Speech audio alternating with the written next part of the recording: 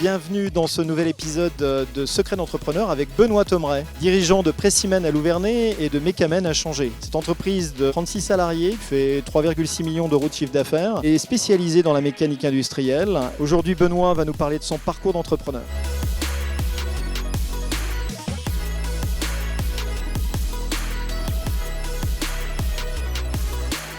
Benoît, avant de racheter Mecamen, tu pourrais nous donner brièvement ton parcours antérieur.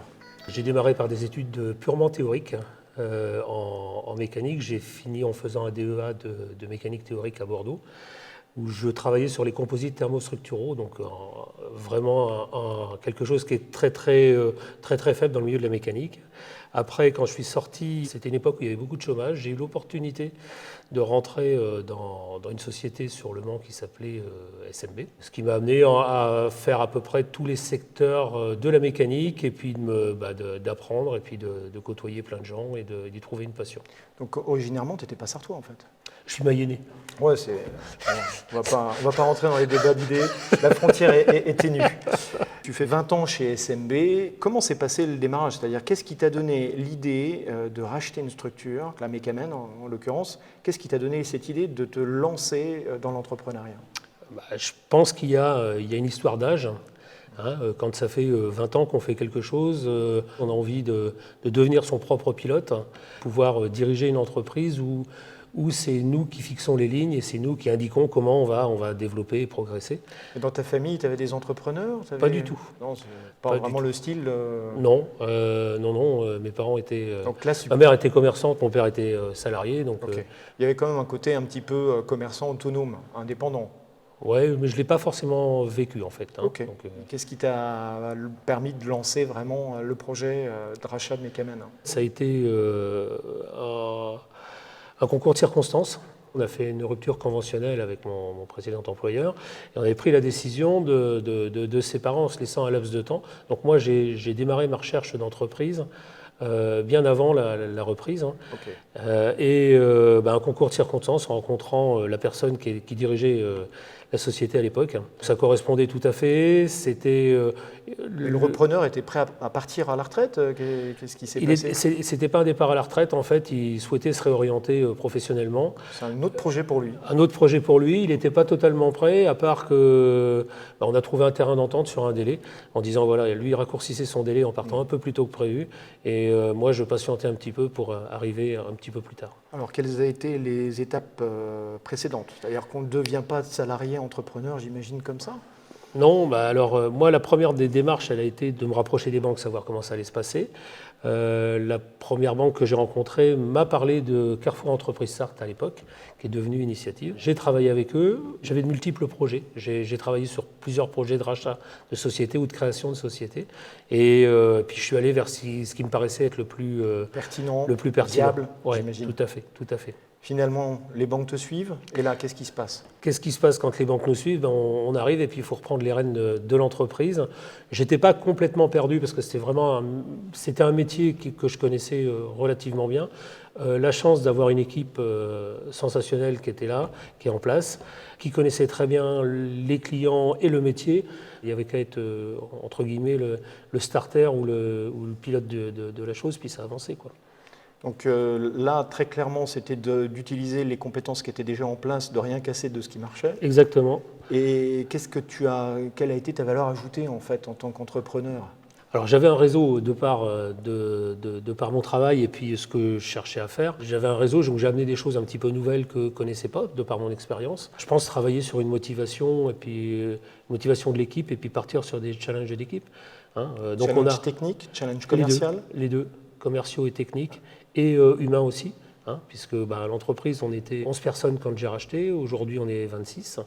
Donc, en 8 ans? Ouais, en 8 ans. Belle progression. Donc voilà, donc c'est quand même, c'est rentrer du monde, continuer à développer, les gens qui sont à l'intérieur leur permettent de se développer, des parcours de formation qu'on a mis en place, enfin tout un tas de choses qui nous permettent d'avancer, des machines de technologie un peu différentes de celles qui existaient, qui nous permettent de grandir dans notre métier en restant sur notre métier de base. Quelles sont selon toi les compétences que tu as déployées à devenir entrepreneur, dirigeant? Me faire accompagner et faire que les gens puissent m'accompagner avec envie. Une des premières compétences. La première compétence, c'est quand même de se faire accompagner, d'avoir des gens qui puissent nous accompagner. Dans l'accompagnement, j'ai eu l'accompagnement Carrefour Entreprise Sarthe avec un parrain qui venait régulièrement pour m'accompagner sur le rôle de direction. T'aider à prendre du recul sur... m'aider à prendre du recul et ensuite créer une équipe avec qui je m'entende suffisamment bien et qui puisse monter en compétences pour aujourd'hui remplir les challenges. Oui, tout à fait. Quelles sont les autres compétences que tu as déployées? C'est-à-dire? Pour être entrepreneur, j'imagine que ce que tu savais faire en tant que salarié, c'est quand même pas complètement la même chose que lorsque tu es entrepreneur. Moins dormir. Donc, ça, très clairement, c'est plus 7 ou 8 heures par jour. Quand on est entrepreneur, il faut savoir que... En fait, la difficulté, elle a été aussi de prendre conscience que quand on dirige une entreprise, on la dirige 24 heures sur 24, 365 jours par an, et qu'on en est responsable en permanence. Ça, c'est quelque chose où les fenêtres n'existent plus beaucoup pour pouvoir faire abstraction. Mais ce n'est pas forcément une compétence, c'est plus un sacerdoce qu'une compétence. Malgré tout... mais c'est un plaisir. Voilà, c'est ça, c'est ce que j'allais dire. Avant tout, ça reste un plaisir.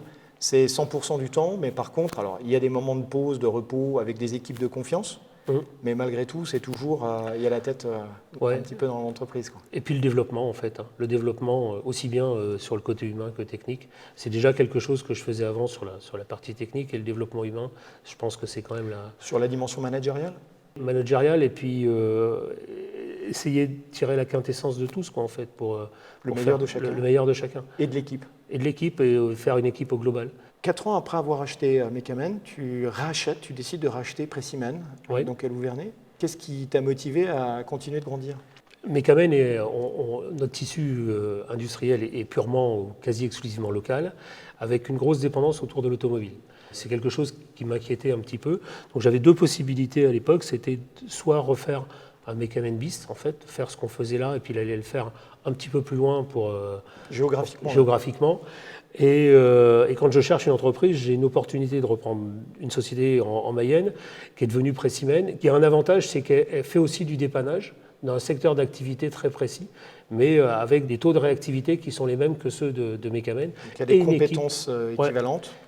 Mais dans une niche. Dans une niche, avec une équipe jeune, très dynamique et très solidaire. Donc voilà, donc j'ai cette opportunité-là et ça m'a paru être un bon challenge pour pouvoir avancer. Donc là, c'est pareil, il y a de la croissance chez Precimen depuis 4 ans? Il y a de la croissance, des entrées de machines, des marchés nouveaux qui rentrent, un peu différents des marchés historiques, mais qui nous permettent toujours de rester dans la précision puis de progresser. Puis et de vous diversifier.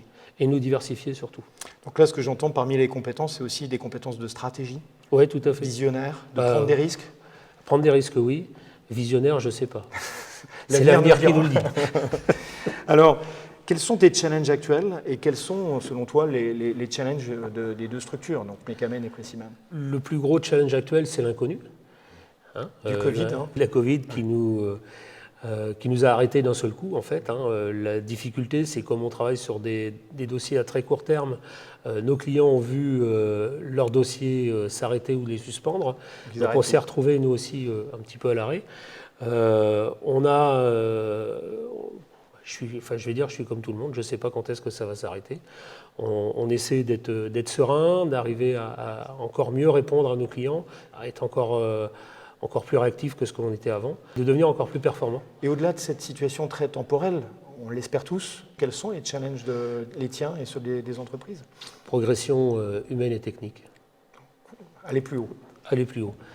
Aller plus haut, c'est aussi rajouter de la diversité à ce que l'on sait faire. Ce n'est pas forcément être le meilleur dans un secteur d'activité, mais rajouter une diversité supplémentaire qui nous permet d'encore mieux répondre à notre client. Aujourd'hui, je nous présente comme étant des sociétés de services en mécanique. Quand on arrive chez un client, il a une problématique, on doit lui trouver les solutions et lui enlever sa problématique de chez lui. Le moment est venu déjà de commencer à nous quitter. La dernière question que j'ai envie de te poser, c'est pour ceux ou celles qui souhaitent devenir entrepreneurs, quel serait le conseil que tu souhaiterais leur donner? Beaucoup de courage. Écouter, échanger, communiquer, pas forcément uniquement avec des dirigeants d'entreprise, c'est communiquer avec d'autres gens pour pouvoir avoir des échanges qui vont faire mûrir les réflexions des uns et des autres et de se rapprocher de l'initiative Sarthe. Parce que c'est vraiment, honnêtement, c'est sincère, c'est-à-dire que je pense que si j'ai réussi, c'est avec l'aide de Carrefour Entreprise Sarthe à Ce qui est l'époque. une de ses missions. Qui est une de ces missions qui nous a réconfortés auprès des banques, qui m'a rassuré. Cette petite étape où on passe devant un jury, c'est pas simple, on sait qu'on est en train de jouer son avenir.